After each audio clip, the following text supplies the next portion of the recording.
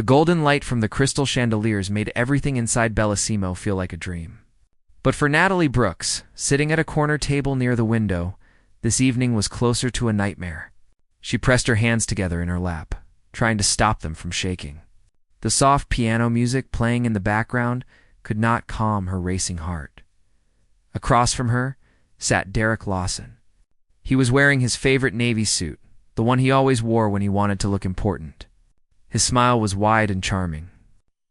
Anyone passing by would think he was a loving boyfriend, enjoying a romantic dinner. But Natalie knew better. She had learned to recognize the danger hiding behind that smile. She should never have agreed to meet him. For 3 weeks, he had been calling her phone, sending flowers to her apartment, leaving notes at her school. His messages were always the same. He missed her. He loved her. They needed to talk. She had finally given in, hoping that one conversation might end his obsession. Now she realized how foolish that hope was. Derek reached across the white tablecloth and wrapped his fingers around her wrist. His grip was firm, almost painful, though his face remained pleasant for anyone watching. "You look so beautiful tonight, Natalie," he said. His voice was smooth like honey, but she heard the sharp edge underneath. "I have missed you so much. Have you missed me too?" She wanted to say no. She wanted to stand up and walk away. But her body remembered too many things her mind tried to forget. The bruises that took weeks to fade. The nights spent crying alone in her bathroom. The promises he made after every violent episode, promises he never kept. She nodded slightly, unable to speak. "That is my girl," Derek murmured, squeezing her wrist harder. The smile never left his face. "You know, I have been thinking about tonight. About what happens when we leave this restaurant." Natalie felt her pulse quicken. She recognized this tone. It meant he was angry.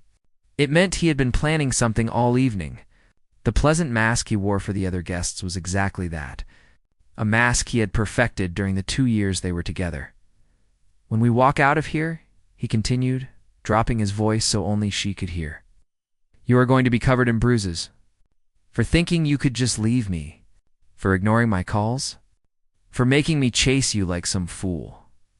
Natalie swallowed hard, her eyes fixed on the untouched food in front of her. The grilled salmon that had looked so appetizing when it arrived now made her stomach turn. She wanted to scream for help, but who would believe her? Derek was successful, charming, respected at his law firm. She was just a quiet elementary school teacher who barely spoke above a whisper in public. "You are not going to say anything?" he asked. His smile widened as a waiter walked past their table. "Good, that is very good, Natalie. You are learning." She blinked back tears.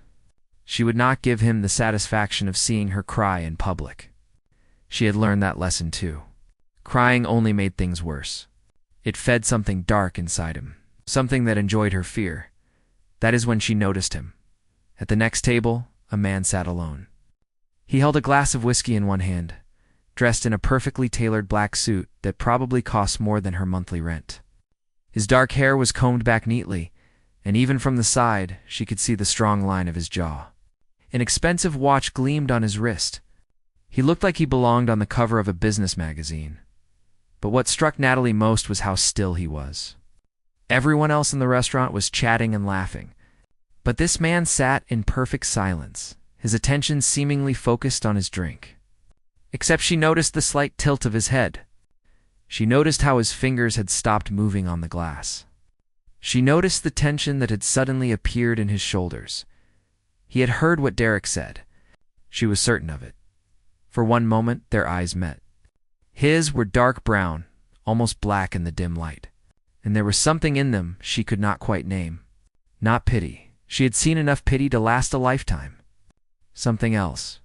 Something that made her breath catch in her chest. Then Derek's voice pulled her back. "I need to use the restroom," he said. "Do not even think about leaving, Natalie. You know I will find you." "I always do." He stood up from the table, squeezing her shoulder hard enough to make her wince. Then he walked away with that confident stride that had once made her feel safe, but now only filled her with dread. She watched him disappear around the corner. For a few precious seconds, she could finally breathe. That is when the stranger from the next table moved. He did not rush. There was no urgency in his movements, just a deliberate grace that commanded attention without demanding it. He stood, and Natalie realized he was tall, powerfully built beneath that expensive suit. He walked a few steps to her table and looked down at her with those intense dark eyes. "Forgive the intrusion," he said. His voice was low and controlled, with just a hint of an accent she could not quite place. Italian, maybe. "But I could not help overhearing your companion. Are you here by choice?" Natalie opened her mouth, but no words came out. Who was this man? What did he want? Was this some kind of trick? He seemed to understand her hesitation. "My name is Dominic Castellano," he said. "I own several businesses in this city, including this restaurant. I make it a point to know when someone is being threatened in one of my establishments." He paused, his eyes scanning her face. "I heard what he said to you." Every word, her heart hammered against her ribs. She tried to speak, but could only manage a few broken syllables. "You do not have to explain anything to me," Dominic said quietly. "I am simply asking if you want to leave here safely. That is all. Just say yes or no." Something in his tone, in the way he asked without demanding, made her believe him. In all her months with Derek, no one had ever truly asked what she wanted. People told her she should leave. They told her she deserved better. But no one had actually offered to help her do it. "Not like this." "Yes," she whispered. "Please?" Dominic nodded once, as if that settled everything. He pulled out his phone, typed something quickly, then slipped it back into his pocket. "Two of my men are waiting at the entrance," he said. "When your ex returns, they will prevent him from approaching you. You will walk out with me. Do you have somewhere safe to go tonight?" "My apartment. But he knows where I live." It was not a question the way he said it. It was a statement of fact. "Then you will stay somewhere else tonight. I will arrange it."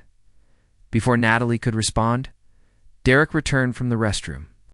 The moment he saw Dominic standing by their table, his expression shifted. The charming mask slipped away, revealing the anger underneath. "Who the hell are you?" Derek demanded, his voice rising. Dominic turned to face him, and Natalie watched something incredible happen. Derek, who had terrorized her for so long, actually took a step backward. There was something in Dominic's posture and the way he looked at Derek that radiated danger more effectively than any spoken threat. "I am the man who heard every word you said to this woman," Dominic replied calmly. "I know your name is Derek Lawson. You work at Henderson and Cole Law Firm. You drive a gray BMW, license plate number JXT7321. You live at 422 North Dearborn Street, apartment 8. See, your mother's name is Carol, and she lives in Evanston. Should I continue?" Derek's face went pale. "How do you know all that?" "It does not matter how I know." Dominic's voice was ice. "What matters is that you are going to walk out of this restaurant right now, and you are never going to contact Natalie again. Not a call. Not a text. Not a surprise visit. Nothing. Do you understand? You cannot just do that. You have no right to." Two large men in black suits appeared at Derek's sides. They did not touch him. They did not say anything. They simply stood there with the kind of presence that made their purpose perfectly clear. "I think you should leave," one of them said quietly. Natalie watched Derek's eyes dart between the two men, then to Dominic, then finally to her. For a moment, she saw something she had never seen before in his expression. Fear. Real, genuine fear. "This is not over," he muttered. But his voice lacked any conviction. "Oh, but it is," Dominic replied. "Gentlemen, please escort Mr. Lawson out. Make sure he understands the importance of keeping his distance." The two men walked Derek toward the exit. He went without resistance, throwing one last look over his shoulder at Natalie. But this time there was no threat in it. Only confusion and something that looked almost like defeat. Natalie sat there trembling, unable to process what had just happened. In the span of a few minutes, everything had changed. The man who had controlled her life through fear had been reduced to nothing by someone who barely raised his voice. Dominic sat down in the chair Derek had just left, keeping a respectful distance between them. "Are you all right?" He asked. I do not understand, Natalie stammered. Why did you help me? You do not even know me. His expression softened slightly. I do not need to know you to recognize that what I heard was wrong. No one deserves to be threatened like that, especially not in my restaurant. Your restaurant? You said you owned several businesses. Bellissimo is one of them, he confirmed. But that is not important right now. What matters is making sure you are safe. Do you have family you can call? Friends. She shook her head slowly. Derek had isolated her so effectively over the past 2 years that her support system had crumbled to almost nothing. No, she admitted. There is no one. Dominic studied her for a moment. She had the unsettling feeling that he could see straight through her, that he understood far more than she had said out loud. Then we will find you somewhere safe for tonight, he said. Tomorrow we will figure out the rest. I cannot afford to pay you back for any of this, Natalie said. I am just a teacher. I barely make enough to cover my rent. You are not paying for anything, Dominic replied firmly. Consider it a service Bellissimo provides to its guests. Now, shall we? He stood and offered his hand. Natalie hesitated, staring at it. This was crazy. She did not know this man. For all she knew, she was trading one dangerous situation for another. But something deep in her gut told her to trust him. Maybe it was desperation. Maybe it was the genuine concern she saw in his eyes, so different from the cold calculation she had grown used to seeing in Derek's. She took his hand and stood. His grip was firm but gentle. When he led her toward the exit, she felt something she had not experienced in a very long time. Hope. It was fragile and uncertain. It's like the first green shoot pushing through frozen ground in early spring. But it was there. As they walked past the other diners still enjoying their meals, completely unaware of the drama that had unfolded just feet away, Natalie realized her life had just shifted on its axis. She did not know yet if this change was for better or worse, but one thing was certain. Nothing would ever be the same again. Dominic Castellano had walked into her nightmare and offered her a way out. Now she just had to find the courage to take it. The car waiting outside Bellissimo was nothing like Natalie expected. She had imagined something flashy, maybe a sports car, or one of those long limousines that screamed wealth. Instead, it was a sleek black sedan with tinted windows. Elegant, but understated. The driver, another man in a dark suit, opened the back door without saying a word. His expression was professionally neutral, giving nothing away. Dominic gestured for Natalie to enter first. She slid across the leather seat, her hands still trembling slightly. He followed, maintaining that careful distance between them, as if he understood she needed space to process everything. The door closed with a soft click that sounded final, like the closing of one chapter and the beginning of another. Vincent. Take us to the Madison building, Dominic instructed the driver. Then, turning to Natalie, he added, It is a secure property. The apartment is furnished and currently empty. You will have complete privacy there. Natalie nodded, not trusting her voice. Through the window, she watched the Chicago streets slide past. The glittering storefronts, the couples walking hand in hand. The normal life she had been missing while trapped in Derek's web. It all felt surreal. It's like she was watching a movie about someone else's escape, rather than living her own. You're probably wondering who I am, Dominic said after several moments of silence.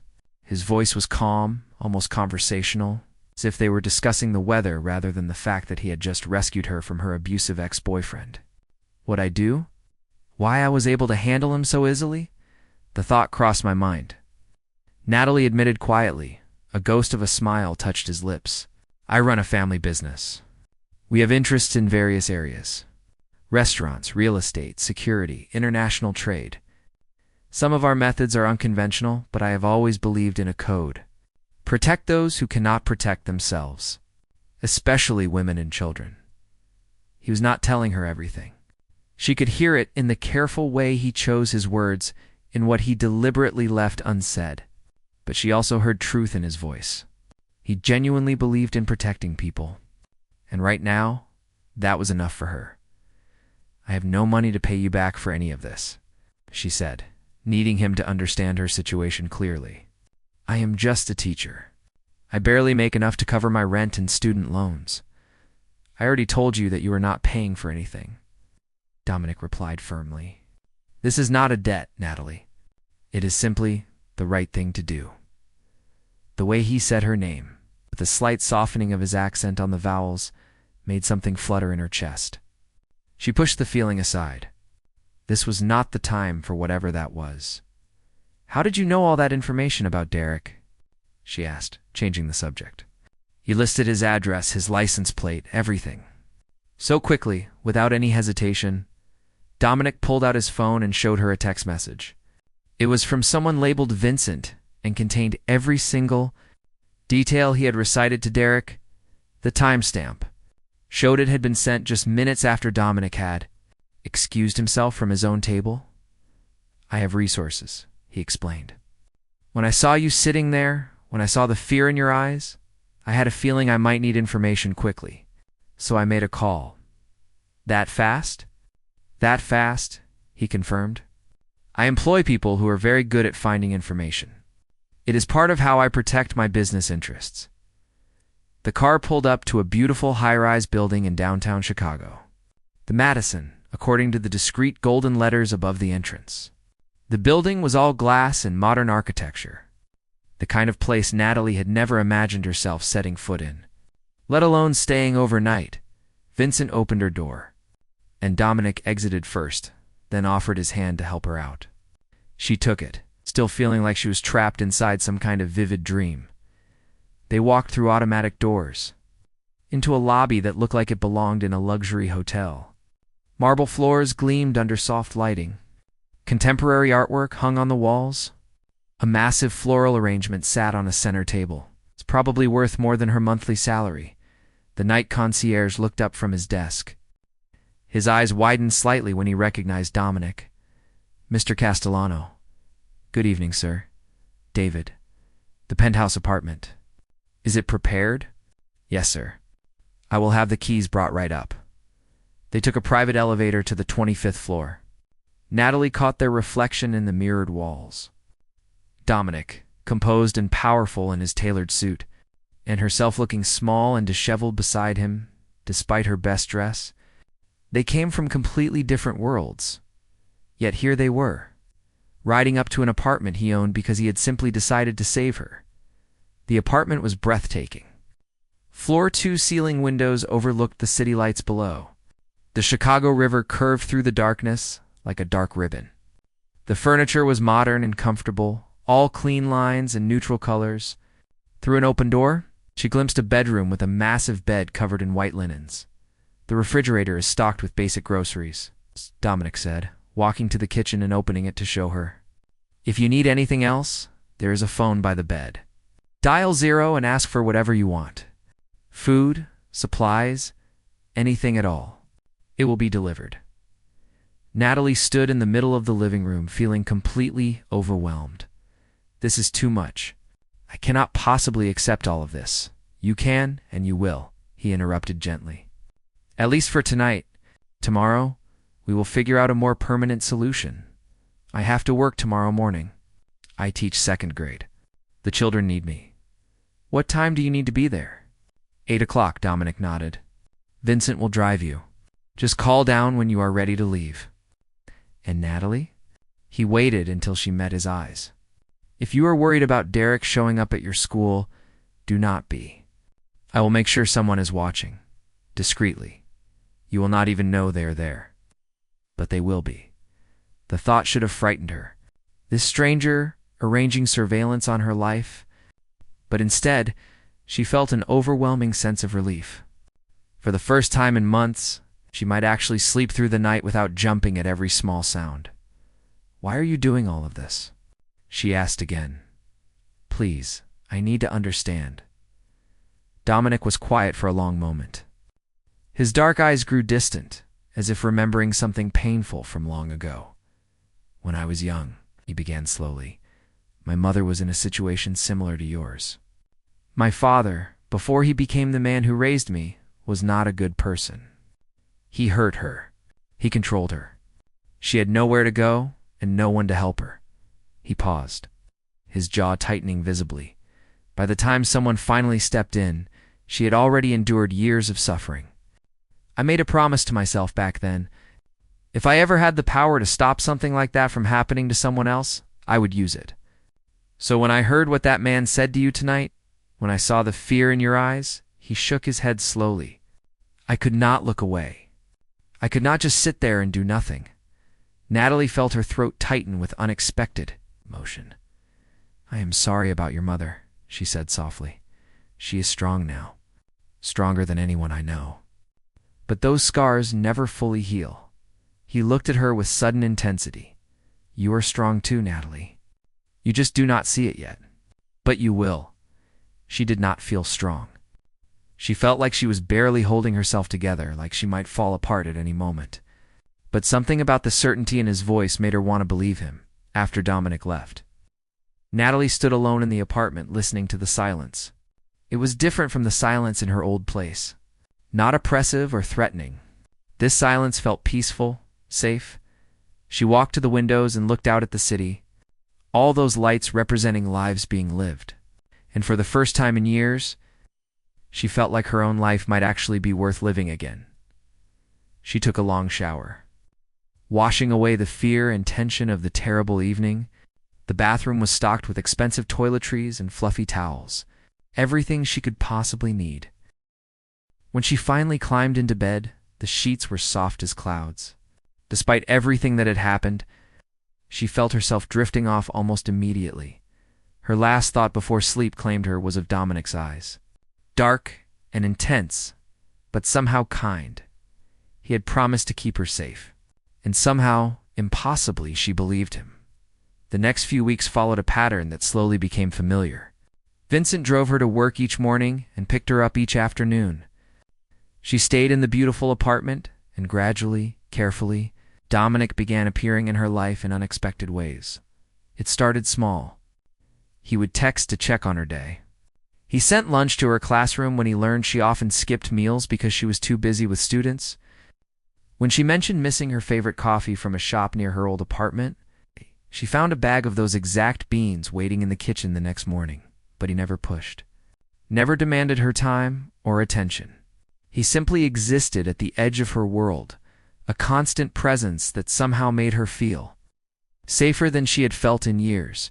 Her students noticed the change in her.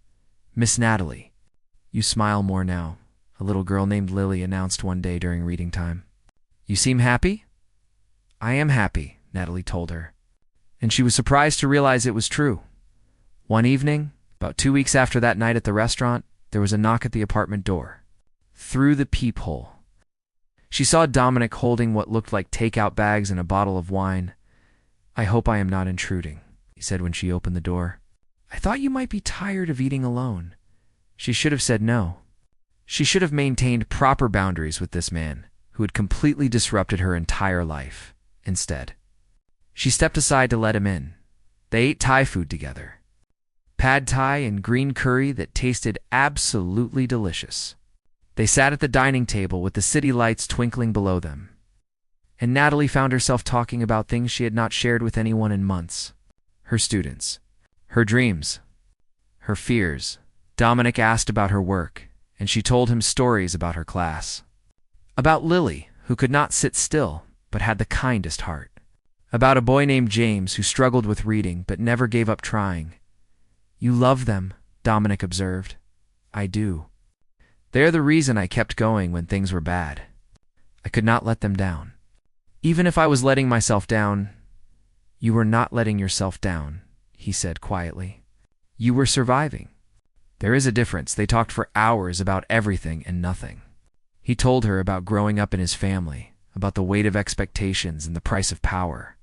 She told him about losing her parents in a car accident 5 years ago, about the loneliness that had made her vulnerable to someone like Derek in the first place. I thought he was saving me. I was alone, grieving, struggling. He seemed so stable, so together. I thought I was lucky that he noticed me. He was the lucky one, Dominic said quietly. And he was too stupid to realize it. Something in his tone made her look up from her wine glass. He was watching her with an intensity that should have frightened her but did not. His dark eyes held something she could not quite name. Admiration, maybe?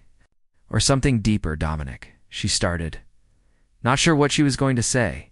I should go, he said, standing abruptly. It is late. You need rest. You do not have to leave. I do. He moved toward the door, then paused. Natalie, I need you to understand something. I am not doing any of this because I expect anything from you. I am not trying to replace what you had with something better or insert myself into your life. I just want you to have space to figure out who you are without fear. That is all I want. After he left, Natalie sat in the quiet apartment, thinking about his words. The thing was, she was starting to realize that Dominic Castellano, powerful businessman, protector of the vulnerable, was becoming more than just her rescuer. He was becoming something she had not expected. A friend, and maybe, just maybe, something more. Spring arrived in Chicago with its usual dramatic entrance.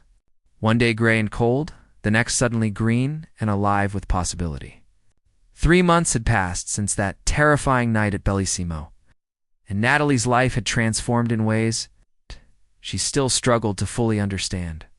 She woke up each morning in her new apartment without fear. A one-bedroom unit in a secure building that Dominic had helped her find. The rent was affordable on her teacher's salary, and she finally felt like she was standing on her own. 2 feet again. But the biggest change was Dominic himself. What had started as occasional check-ins had evolved into something real. Something that made her heart race whenever her phone buzzed with his name. Something that felt both terrifying and wonderful at the same time. He visited her apartment once or twice a week. Always calling first, always bringing something, coffee, dinner, books he thought she would enjoy. They would talk for hours about everything. And Natalie began to see past his intimidating exterior to the man underneath. He was intelligent, surprisingly funny, and he carried a sadness that mirrored her own wounds. I am trying to shift things, Dominic told her one evening as they sat on her small balcony watching the sunset paint the sky orange and pink. Move more of my business into completely legitimate operations. Real estate, restaurants, import and export that involves nothing questionable. But it is slow. There are expectations. People who resist change, it sounds exhausting, Natalie observed. It is. But it is necessary. I do not want to be the man my grandfather was. Or even the man my father was before he changed. I want to build something different. Something that does not require looking over my shoulder constantly. Is that even possible in your world? He smiled, but it was touched with sadness. I do not know for certain. But I'm going to try. Maybe having a reason to try helps. The way he looked at her when he said those last words made her breath catch in her chest. They had been dancing around this thing between them for months, never quite acknowledging it. Never quite looking away from it either. Dominic, she started hesitantly. You do not have to say anything, he said gently. I know this situation is complicated. I know you are still healing. Still figuring out who you are outside of what happened with Derek? I do not want to rush you into something you are not ready for. But what if I think I might be ready? She hesitated, gathering all her courage to continue. Not for anything serious or fast. Just ready to see where this might go. His expression transformed. Hope and joy flickered across his face, along with something deeper that made her heart pound. Then we take it slow, he said. We keep doing exactly what we have been doing. We see each other. We talk. We let this develop naturally. No pressure. No expectations. Just us, she echoed. And for the first time in her adult life, those 2 small words did not feel suffocating. They felt like freedom. Their relationship evolved so gradually that Natalie could not pinpoint exactly when friendship shifted into something more. There was the first time he held her hand while they walked through Grant Park. The evening he stayed late and they fell asleep on her couch watching a movie. Waking up tangled together in a way that felt both natural and profound.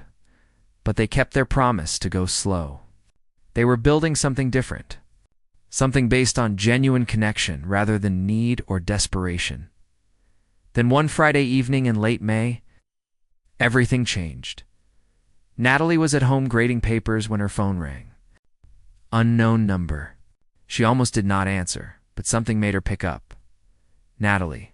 It was Dominic. But his voice was wrong. Tight, controlled, dangerous. Are you at home? Yes, I am fine. What is wrong? I need you to listen carefully. Vincent is on his way to you right now. When he arrives, go with him. Do not pack anything. Do not ask questions. Just go. Her heart hammered against her ribs. Dominic, you are scaring me, I know, and I am sorry. But Derek has been arrested. He attacked another woman. A colleague from his law firm. She is in the hospital. Natalie felt the room spin around her when the police searched his apartment. Dominic continued, his voice hardening. They found photographs of you. Printouts of your daily schedule. Notes, plans. He was not done, Natalie. He was waiting, planning something terrible. She felt sick. All these months of peace, and Derek had been out there, stalking her, planning to hurt her again. You have been safe because we have been watching, Dominic said firmly, because I made sure of it. But now the police are officially involved, and things are about to get complicated. I need you somewhere he cannot find you. Somewhere safe? Where? I have a house outside the city. Secure, private. You will stay there until we know everything is settled. A few days, maybe a week. Natalie looked around her apartment. The home she had built, the life she had reclaimed. The thought of leaving, even temporarily, made her want to cry. But the thought of Derek out there with photographs and schedules and plans made the decision easy. Yes, she said. I can do that. Good. Vincent will be there in 10 minutes. And Natalie, I am coming with you. You will not be alone. I promise. True to his word, Dominic met them at his house. A beautiful property surrounded by woods, with high fences and security that made her apartment building look like nothing at all. Under different circumstances, it would have felt peaceful. That first night, Natalie could not stop shaking. The reality of what could have happened crashed over her in waves. Dominic found her on the back deck, staring into the darkness, tears streaming down her face. Talk to me, he said softly, sitting beside her. I thought I was free. I thought it was over. But all this time, he was out there, watching me, planning to hurt me again. But he did not hurt you, Dominic said firmly. He will not. He is going to prison. The woman he attacked is pressing charges.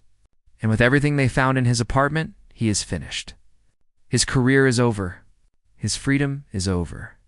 You survived this, Natalie. You won. Do you understand that? You are actually free now. She turned to him, and in the moonlight she could see the intensity in his eyes. This man, this complicated, dangerous, unexpectedly gentle man, he had saved her. Not just that night in the restaurant, but in all the days since. He had given her space to heal, time to find herself, protection when she needed it, friendship when she craved it. I do not know how to thank you, she whispered. You do not thank someone for caring about them, Dominic replied. That is not how this works. Then how does it work? He reached up and gently wiped away her tears. You care back, and you let yourself be happy. That is all I want, Natalie. Your happiness, with or without me in your life. Though I will be honest, I am hoping for the option that includes me. She laughed despite everything. Despite the fear and trauma and uncertainty still swirling inside her. I want that option too, she said. The hope in his voice was almost heartbreaking when he asked, You do? Yes. She took his hand, lacing their fingers together. You saved me, Dominic. Not just from Derek. You showed me that I deserved better, that I could have better. You never pushed, never demanded, never made me feel like I owed you anything. Do you know how rare that is? You do not owe me anything now either, he said firmly. If we do this, if we try this thing between us, it has to be because we both choose it, not because of gratitude. Can you separate what I did for you from who I am to you? She thought about his question seriously. Could she? Was what she felt for Dominic genuine? Or was it just gratitude wearing a disguise? But then she thought about their conversations. The way he made her laugh. The comfort she felt in his presence. How she looked forward to his texts. How her heart jumped whenever he called. How safe she felt. Not because of his power, but because of his kindness. Yes, she said finally, I can. Because what I feel for you has nothing to do with that first night. It is about who you have been to me every day since. You are my friend, Dominic. The best friend I have had in years. And you are also more than that. He exhaled slowly, like he had been holding his breath for a very long time. Natalie, I need to be honest with you about something. My world is not simple. There are dangers, complications, things I cannot always protect you from. If we do this, you need to understand what you might be walking into. I know who you are, she said. Maybe not every detail, but I know enough. And I am not foolish enough to think any of this will be easy. But Dominic, nothing worth having ever is. He pulled her close, wrapping his arms around her in an embrace that felt like coming home.